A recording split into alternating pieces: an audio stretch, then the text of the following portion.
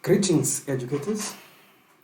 Welcome back to the TIAT tutorial series.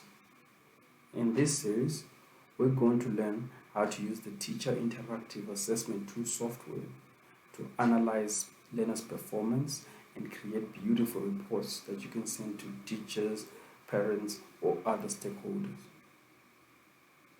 In the last two videos, we learned how to download this software from our TIAT website into your computer and then install it. We also learned how to set up an account for TIAT so that you could just log in and access your data at any time. In this video, we're just going to do a quick overview of the TIAT dashboard to see what each of the buttons that you see in the dashboard of TIAT does.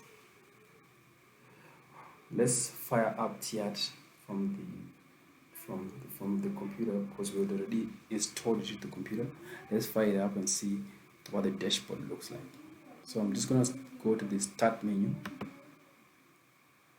find TIAT, there it is, and click to launch it. And there we go. We created an account for Masimba Mafere. We're going to log into that account.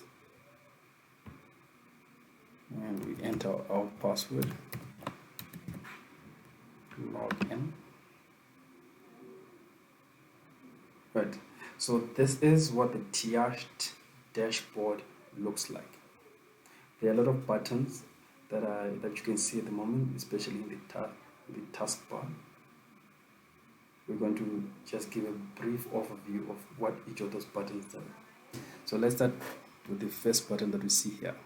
So this is the import class list button. So what this button does is to exactly what the button says, importing the class list.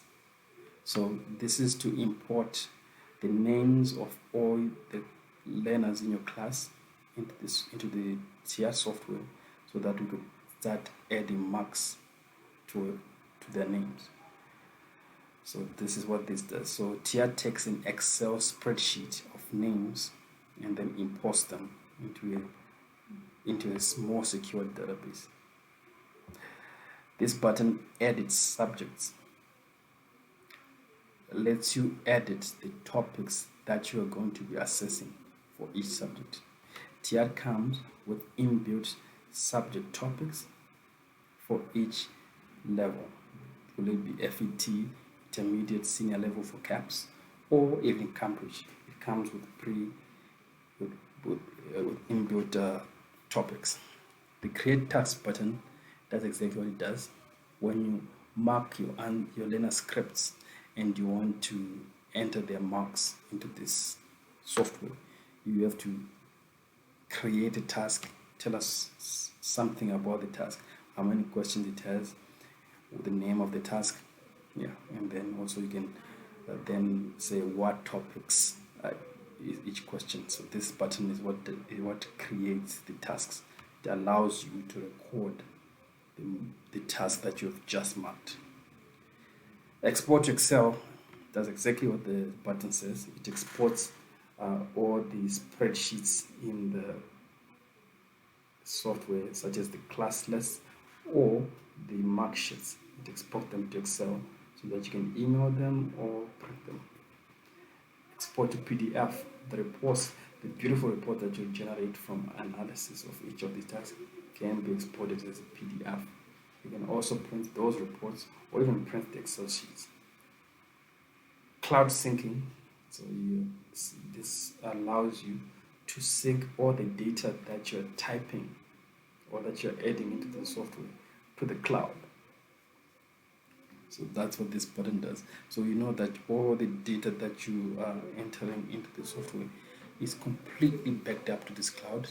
So in case if you lose your laptop or if your laptop crashes, you can always use another computer, log in into credentials, and you get back all your learners' data. Emailing reports. So this does exactly again what it says.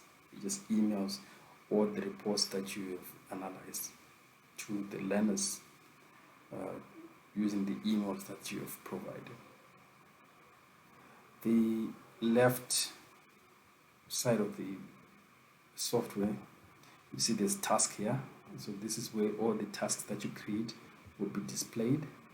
There's the class list. This is where all the class lists that you have imported will be displayed.